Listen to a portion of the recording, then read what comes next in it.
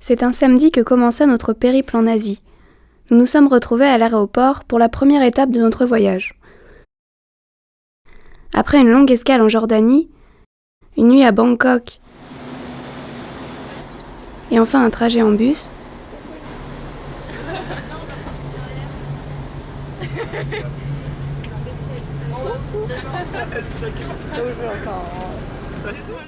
nous sommes parvenus à Siem Reap. Nos premières rencontres ont été les chauffeurs de tuk-tuk qui nous emmenèrent à la guest house où nous avons pu, pour quelques semaines, poser nos énormes sacs à dos. Les 3 premiers jours, nous avons eu la chance de rencontrer l'équipe de Pédiatres du Monde qui fait, durant ces missions de 2 semaines, des journées de consultation dans les dispensaires de différents villages autour de Siem Reap. Accompagnés de traducteurs, les médecins, infirmiers et sages-femmes consultent toute la matinée. Comme ils ne connaissent pas leurs patients, les pédiatres doivent créer une fiche de renseignement sur chaque enfant qui vient consulter. Les enfants sont pesés et mesurés. En plus de remplir les fiches des patients, nous avons profité de l'attente pour faire des initiations au brossage des dents avec les enfants. Ce fut possible grâce à Chan, une traductrice de l'équipe. L'équipe de Pédiatres du Monde propose aussi des formations à l'équipe médicale dans les dispensaires. Ces 3 premiers jours, nous avons acheté le matériel qu'il nous manquait pour les activités prévues. Peinture, crayons, ballons. Ce fut aussi l'occasion de découvrir la vie à Siem Reap. Cette ville se trouve à proximité du site archéologique d'Angkor, ce qui lui a permis un essor touristique impressionnant. Siem Reap compte presque 200 000 habitants. On y trouve plusieurs grands marchés couverts où on trouve de tout, mais il faut négocier sans relâche. En cette saison, la mousson apporte, sans prévenir, d'impressionnantes averses, rythmant les après-midi de pause diluvienne qui rafraîchissent l'atmosphère et font oublier la lourde chaleur du début d'après-midi. Cette ville semble ne jamais dormir, car même la nuit, elle s'illumine de marchés nocturnes. La deuxième semaine, nous nous sommes séparés en 2 groupes. 8 d'entre nous se sont rendus dans les villages bénéficiant des actions de l'association Avenir pour l'enfant des rizières. Avenir pour l'enfant des rizières est une association dont les actions touchent des populations cambodgiennes. Animés par des bénévoles, leur but premier est d'aider les enfants victimes de pauvreté et de conflits en leur apportant les moyens d'exister et de se construire un avenir meilleur. AER s'attelle entre autres à la réalisation d'écoles primaires, la construction de postes de santé, la mise en place de latrines. Nous logions dans une école primaire du village de Kantrop où M. Lessit, le coordinateur de l'association sur place, et sa femme s'occupaient de gérer notre logistique et la cuisine. Cette enrichissante semaine a été pour nous l'occasion de découvrir la vie dans les villages et le quotidien des enfants à l'école. Les enfants arrivent très tôt à l'école où un grand nombre d'entre eux prennent leur petit déjeuner.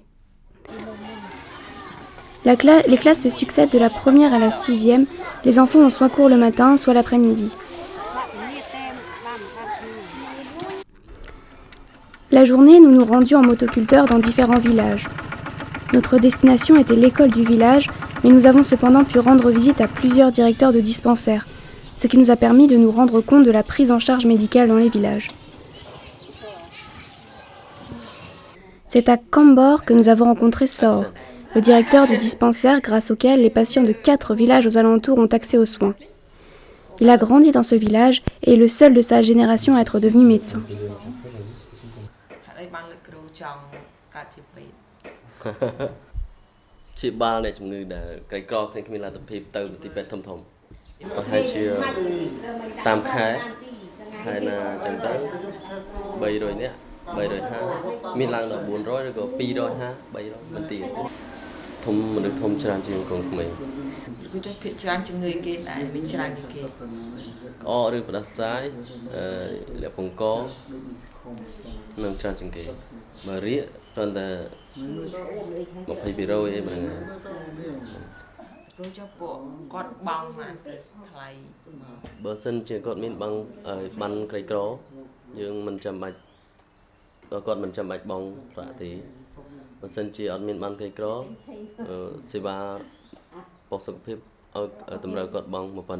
Du coup, il est tout seul dans ce dispensaire. Est-ce que vous êtes débordé? Tâm nè. Miền tu sam nơi lơ tộc ní, nên bật nơi tam trên trán, hay còn ai tê từ về rừng sầm rạ được chưa, từ nhầm bái nên còn ai tê mà, rồi còn ai nó chạm rừng nó về để còn thuê là nghỉ, ở rừng thuê là nghỉ. គ្រូមានបញ្ហាអំពីប្រដាប់ប្រដាអី Trong gì tham bánh hà nó ខ្វះខាត khóa hả? Ồ, giờ mình khóa chả nè. Rồi nâng dương nó sọc sài chứ vì sầm bồ bùa chả rồi sao ta, rồi giờ thẹn để làm chơi rồi còn một đáy một chơi ngay chả nữa nâng dương ba cái việc cũng Merci.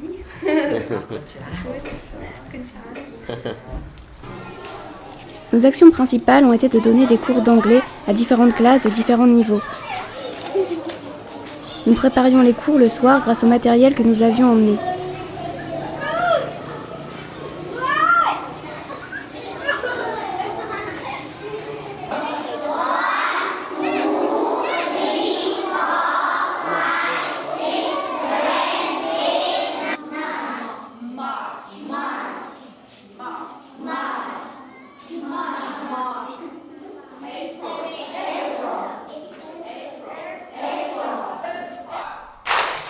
Nous avons aussi pu faire d'autres jeux et activités avec les enfants, comme des cup songs,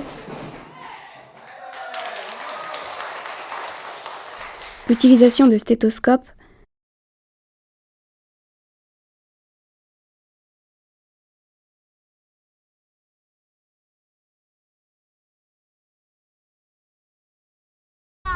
ou partager des jeux dans la cour.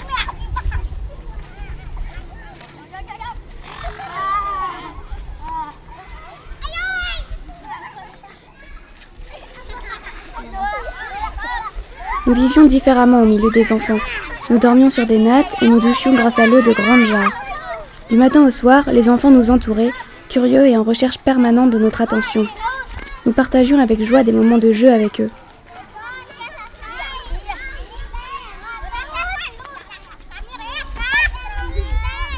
Quand ce séjour s'acheva, c'est avec un pincement au cœur que nous avons quitté l'école de Cantrop et les enfants dont l'enthousiasme ravageur avait rythmé notre semaine.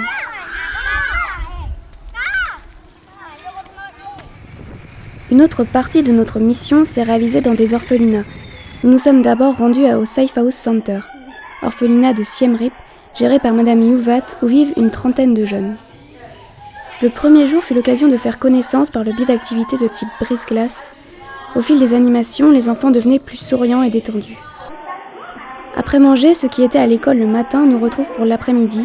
Activités peinture et jeux dans la cour finissent de volatiliser le malaise du début et révèlent l'impressionnant enthousiasme dont ces enfants font preuve.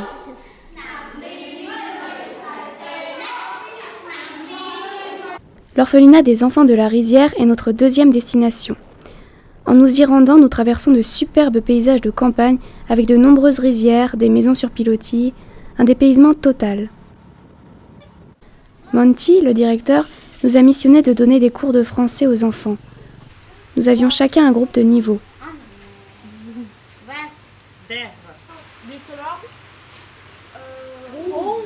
Les activités ludiques achevaient les après-midi. Nous alternions les jours au Safe House Center et à l'orphelinat des enfants de la Rizière. Nous enchaînions, en plus des cours dans l'orphelinat des enfants de la Rizière, des activités telles que la sensibilisation au lavage de mains, l'apprentissage des parties du corps humain, la fabrication de stéthoscopes, la découverte des pays du monde,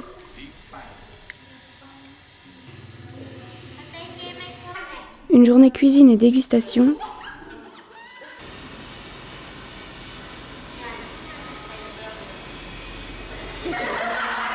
la peinture de murs dans la cour du Safe House Center,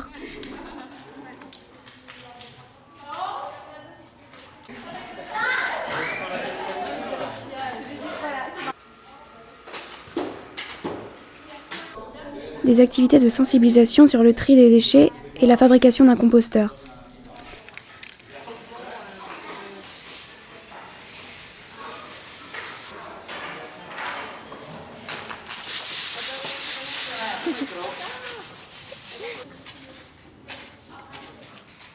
See the first fruits of the compost.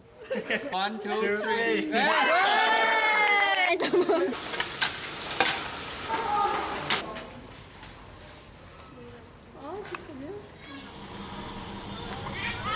Un dimanche fut l'occasion d'aller visiter les temples de la montagne Kulon avec les enfants. Ils animèrent le trajet de leurs chansons et leur énergie. Notre vaillante ascension de la montagne fut récompensée par une vue magnifique sur la campagne.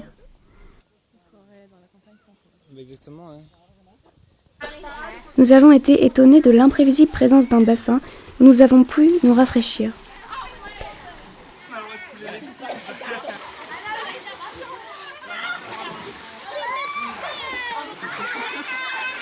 Nous sommes redescendus et avons pique-niqué sur des nattes dans l'herbe, un déjeuner royal auquel les enfants et nous-mêmes avions contribué. Puis nous avons visité le temple en ruine de Ben Malea.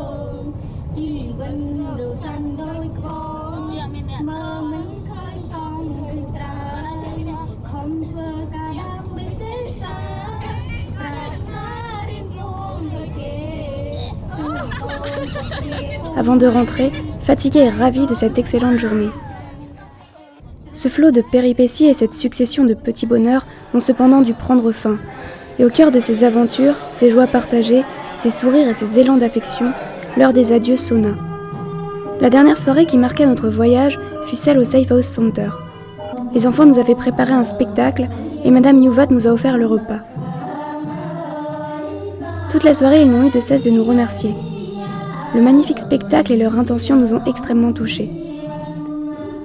Après le repas, nous avons dansé tous ensemble. Personne ne voulait partir.